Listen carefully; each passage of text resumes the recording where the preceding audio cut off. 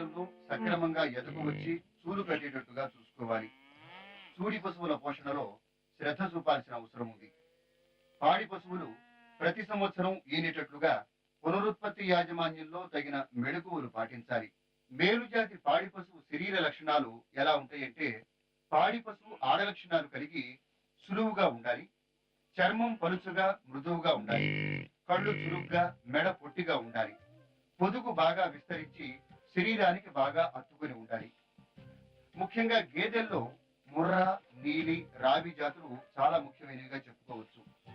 ప్రపంచంలోని గేదెల సంఖ్యలో 50% గేదెలు భారతదేశంలోనే ఉన్నాయి.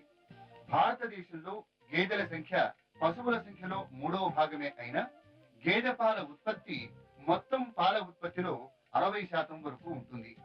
ఇక ఈ పాడి పశువుల ఎంపిక విషయానికి వస్తే, దురలవాట్లు లేని ఆరోగ్యమైన పశువుల్ని, మచ్చికగా ఉండి మన వాతావరణానికి అలవాటు పడే పశువుల్ని పోషించుకోవాలి.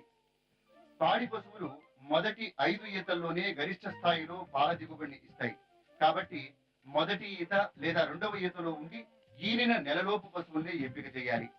పశువుల సంతతి వివరాలు ప్రభుత్వ ఫారాల్లో లేదా పెద్ద పెద్ద ఫారాల్లోనే దొరుకుతాయి. కాబట్టి సాధారణంగా సంతలో కొనుగోలు చేసేటప్పుడు పశువు శరీర లక్షణాలు, దాని యొక్క పాల ఉత్పత్తి సామర్థ్యాలను బట్టి కొనుగోలు చేయాల్సి ఉంటుంది. ఇంతటితో పాడి పరిశ్రమ, పశువుల పెంపకం కార్యక్రమం ముగిసింది.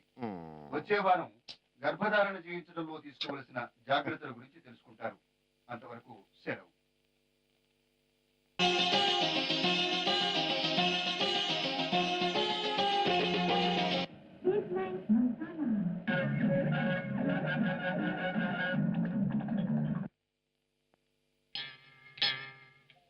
మసక మసక చీకటిలో